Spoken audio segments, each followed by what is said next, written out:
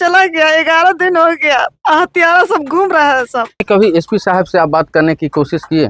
जा रहे हैं थाना पे तो कोई मिल ही नहीं रहा है, विश्वास कानून पर उठा ही जा रहा है मेरा। 11 दिन आज हो गया हमारे बेटे को गए, कोई भी प्रशासन हमारे पास कोई फोन करके पूछा भी नहीं यहाँ क्या हुआ क्या नहीं हुआ। तो भी नाम दिए हुए हैं उसमें से कोई पकड़ा भी नहीं गया है। क्या लगता है कब न्याय मिलेगा? भरोसा तो उठते जा रहा है, अब न्याय से भी भरोसा उठते, प्रशासन से भी भरोसा उठते जा रहा है। जो मृतक है उसका कपड़ा, जला हुआ कपड़ा, जो लाइटर है वो, और जो पोस्टमार्टम रिपोर्ट है, जो लड़का है घटनास्थल पर कैसे पहुंचा, जो फुटेज कई जगह से प्राप्त हुआ है। आगे भी हम लोग कुमार नाम के लड़के की जलने से मौत हुई। इस वक्त हमारी मौजूदगी उसी जगह पे हुई है जिस जगह पे अंकित रहता था। अंकित का ये नानी का घर है और अंकित का बचपन इसी घर में गुजरा था। लेकिन अंकित का उम्र लगभग 20 वर्ष होता है और उसकी मौत हो जाती है। लेकिन जो माँ जो अपने बेटे को 9 महीने कोख में रखकर जो जन्म देती है, उसे भी नहीं पता था कि मेरे बेटे का उम्र मात्र 19 से 20 वर्ष होगा और उसके बाद मेरा बेटा जो है इस दुनिया में नहीं रहेगा। आपको तस्वीर दिखाएंगे। देखिए, ये अंकित का घर है। साधारण परिवार में अंकित का जन्म हुआ है और इसी घर में ये नानी का घर है, नाना नानी का घर है और इसी घर में अंकित छोटे से उम्र 20 वर्ष तक अपने पढ़ाई लिखाई इसी घर में किया था और इसी घर में अंकित का जन्म हुआ था। और जैसे ही 19 से 20 वर्ष होता है और उसकी मौत जो है वो हो जाती है। और अभी तक 18 नवंबर 2025 सुबह लगभग 9 बजे अंकित का अधजला अवस्था में एक प्रेमिका के घर के नीचे जो है वो शव मिला था। 24 नवंबर 2025 रोहतास के एसपी रोशन कुमार उस प्रेमिका के घर पर जाते हैं और प्रेमिका के घर वालों से लेकर पूरे मोहल्ले में पूछताछ भी करते हैं। लेकिन अभी 11 दिन बीत गए हैं और 11 दिन बीत जाने के बाद भी अंकित का कोई भी सुराग जो है अभी तक नहीं मिला है। अंकित की मौत कैसे हुई है अभी तक ये जानकारी नहीं मिल पाया है। आखिर अंकित की मौत कैसे हुई, हत्या या फिर आत्महत्या, अभी तक पुलिस जो है इस मामले में खुलासा नहीं कर पाई है। तो देखिए, यहाँ पे तमाम मोहल्ले के लोग हैं। ये रोहतास जिले के डेहरी ऑनसोन के ईदगाह मोहल्ला का रहने वाला 19 से 20 वर्ष का उम्र अंकित का है। और यहाँ पे देखिए तमाम लोग, मोहल्ले के लोग यहाँ पे मौजूद हैं। खासकर महिलाएं का देखा जाए तो महिलाएं भी यहाँ पर मौजूद हैं। अंकित की माँ भी मौजूद है और अंकित के पिताजी भी मौजूद हैं। सभी लोग का चेहरे पर मायूसी छाया हुआ है कि अभी तक 11 दिन बीत गए हैं, लेकिन 11 दिन बीतने के बाद अंकित का अभी तक कोई भी पता नहीं चल पाया कि अंकित का मौत कैसे हुआ। अंकित का मौत प्रेमिका के घर के नीचे हुआ और लोग का बीच में एक चर्चा है कि प्रेम प्रसंग में अंकित की मौत हुआ है। चलिए ठीक है, अगर प्रेम प्रसंग में भी अंकित का मौत हुआ है तो पुलिस जो है अभी तक स्पष्ट नहीं कर पाई है कि क्या हत्या है या फिर आत्महत्या। इसकी जानकारी अभी तक प्रशासन नहीं देती है। रोहतास के एसपी आते हैं, घटना स्थल का जांच भी करते हैं, सीसीटीवी कैमरे का फुटेज भी खंगालते हैं और रोहतास के एसपी उन्होंने साफ तौर पर कहा है कि मामला जो है दो तरफ से आ रहा है। कि अंकित का घर वाले का कहना है कि मेरे बेटे के साथ जो है हत्या हुआ है, लेकिन वही और दूसरे पहलू की बात करें तो दूसरे पहलू में यह बताया जा रहा है कि अंकित जो है अपने खुद से पेट्रोल छिड़क कर आत्महत्या कर लिया है। लेकिन अभी तक स्पष्ट जानकारी जो है वो मीडिया के सामने नहीं आ पाई है, नहीं घर के परिजन के सामने आ पाई है और पोस्टमार्टम रिपोर्ट जो है अभी तक अंकित का नहीं आ पाया है। तो लोग नाराज हैं। पुलिस प्रशासन पर भी अभी लोग सवाल खड़े कर रहे हैं। अंकित के पिता हमारे साथ मौजूद हैं। 11 दिन बीत जाते हैं, आप क्या लगता है अंकित का न्याय मिला? अभी तक तो कुछ नहीं मिला है भैया, कोई सूचना भी नहीं है। हम 2 बार थाने में भी गए, उनसे मुलाकात नहीं हुई। कल हम उनको फ़ोन भी किए, बोले कि हम रिंग करेंगे तो आपको आना है। इनको फ़ोन किए थे? जो ASO है जो है हमारा केस जिनके पास है, हम उनके पास फ़ोन भी किए थे। बड़े बाबू भी थाना में है नहीं। हम 2 बार थाना भी जा चुके हैं लेकिन किसी से मुलाकात नहीं। हाँ, IO साहब बोले कि हम शाम में आपको रिंग करेंगे, आप थाना में आइएगा। अभी तो हम पूछे कि पोस्टमार्टम रिपोर्ट आया कि नहीं सर, तो नहीं, अभी तक नहीं आया है। लेकिन हम आदमी भेजे हैं, आ जाएगा, आपको खबर करेंगे। अभी तक थाना से भी कोई खबर नहीं आया है, मेरे पास कोई सूचना नहीं है हमारे पास। और ये जो है IO साहब मिलते भी नहीं है थाना में, जाने पे मालूम चलता है कि वो दौरे पे गए हुए हैं। तो भाई हम किसके भरोसे रहें? हमारा भरोसा अब टूटते जा रहा है। 11 दिन आज हो गया हमारे बेटा को गए हुए, कोई भी प्रशासन हमारे पास कोई फोन करके पूछा भी नहीं कि यहाँ क्या हुआ क्या नहीं हुआ, या ये चीज मिला है या नहीं मिला है, कोई बतलाने वाला नहीं है। हम बहुत टूट चुके हैं क्या चाहते हैं आप? भैया। हम न्याय चाहते हैं, हम चाहते हैं कि जो भी हो सामने आए। क्या लगता है कब न्याय मिलेगा? भरोसा तो उठते जा रहा है, अब न्याय से भी भरोसा उठते, प्रशासन से भी भरोसा उठते जा रहा है। प्रशासन जो है कोई तसल्ली नहीं दे रहा है। एसपी साहब से मिलने के बाद भी हमारा कोई काम सामने नहीं आया। हम क्या बोले आपसे? अभी कोई हाँ। मुजरिम पकड़ा भी नहीं गया। किसी कोई भी जो भी नाम दिए हुए हैं उसमें से कोई पकड़ा भी नहीं गया है अभी तक। एसपी साहब घटनास्थल पर जाते हैं, प्रेमिका के घर वाले से कई घंटे पूछताछ भी करते हैं। क्या अब तक आपको क्या जानकारी मिला? हमको कोई जानकारी नहीं मिला भैया, कोई तरह का कोई जानकारी हमारे पास नहीं है। हम इसी विषय में मिलने वाले थे कि भाई क्या हो रहा है क्या नहीं हो रहा है, हमको जानकारी दिया जाए, लेकिन कोई मिला तब तो बतलाएगा ना। कल हम फ़ोन किए हैं इसीलिए कि भैया हम आ रहे हैं थाना में, आप कहाँ हैं, तो शाम में हम रिंग करेंगे तो आप आइएगा, लेकिन अभी तक कोई रिंग नहीं हुआ मेरे पास।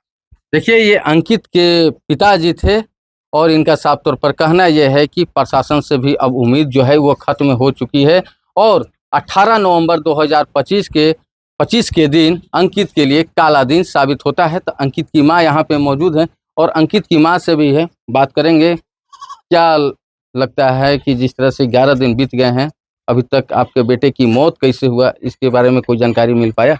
भैया अभी तक ले तो कोई पकड़ा ही नहीं गया है। तो अब दिन पर दिन ऐसा लग रहा है कि जैसे अब विश्वास कानून पर उठा ही जा रहा है। मेरा बच्चा चला गया, 11 दिन हो गया, हत्यारा सब घूम रहा है सब।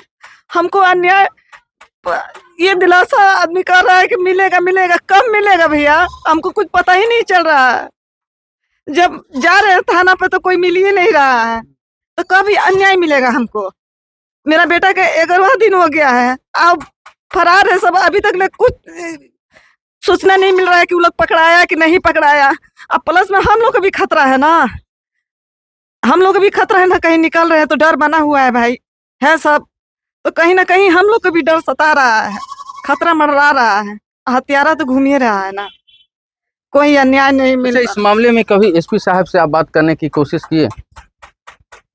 एसपी साहब के पास तो हम लोग गए भी किए थे, बात हुआ था। सर बोले थे कि कार्रवाई जो मतलब होगा बताया जाएगा।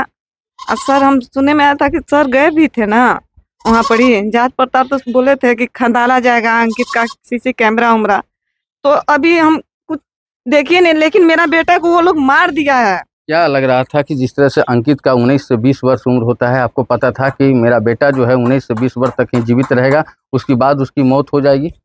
किसी माँ को ऐसा पता रहता है कि बेटा मेरा खुद ही दिल रहेगा, फिर उसके बाद वो लोग मार डालेगा? कोई माँ चाहेगी अपना बच्चा को कि अब बेटा इस दुनिया में चला गया?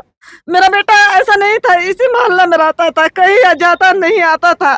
लेकिन ये क्या कोई माँ बता सकती है कि बच्चा अपना पाल रहा है, पोस रहा है, अब कोई और छीन लेगा?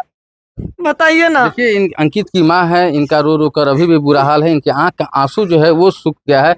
यहाँ पे तमाम और मोहल्ले के लोग हैं, क्या कहेंगे अंकित के साथ क्या हुआ होगा? मेरा बेटा अपने से नहीं पेट्रोल डाला, मार दिया है सब, और क्या हम लोग कहेंगे? मार दिया है सब उसको। कौन मार दिया? उसका घर वाला मारा है, लड़की के घर वाला मारा है, और कौन मारेगा?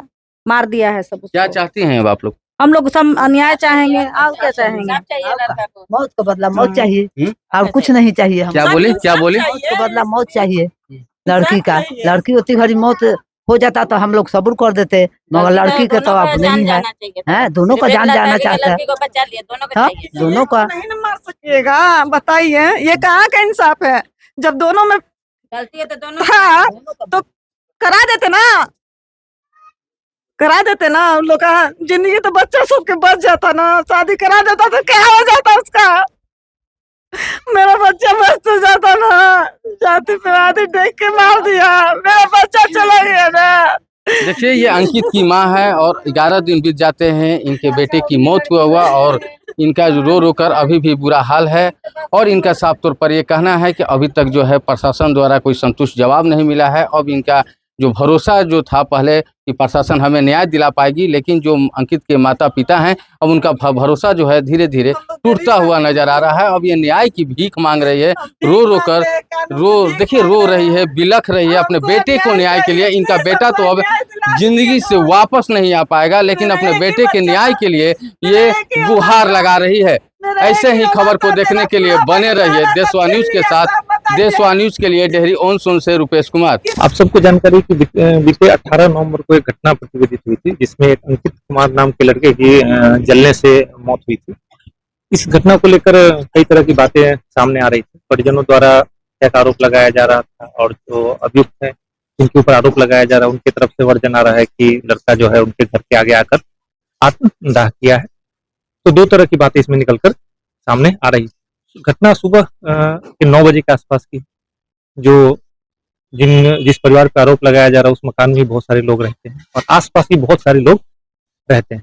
तो लोगों द्वारा ये घटना देखा गया है। जब से वो वहां आया था घटनास्थल पे, उसके बाद से लेके जो पूरी घटना हुई, वो घटना काफी बड़ी संख्या में लोगों ने देखा है। कुछ लोगों ने जो घटना उस लड़के को बचाने में शामिल थे, उन लोगों ने अपना वर्जन बताया पुलिस को, और बाकी कई लोग हैं जो अभी खुलकर सामने नहीं आ रहे हैं। हम लोग उनसे सहयोग लेंगे, और उनके द्वारा जो घटना को देखा गया है, जो प्रत्यक्षदर्शी है, क्योंकि घटना सुबह के 9 बजे की है, तो उनका जो बयान आएगा, और उसके बाद घटनास्थल पर जो एफएसएल द्वारा साक्ष्य संकलित किए गए हैं, जो मृतक है उसका कपड़ा, जला हुआ कपड़ा, जो लाइटर है वो, और घटना में मतलब जलने में किस पदार्थ का इस्तेमाल हुआ है ये, और फिर जो पोस्टमार्टम रिपोर्ट है, जो लड़का है वो घटनास्थल पर कैसे पहुंचा, उसका जांच, उसका सीसीटीवी फुटेज कई जगह से प्राप्त हुआ है। आगे भी हम लोग सीसीटीवी फुटेज का जांच कर रहे हैं।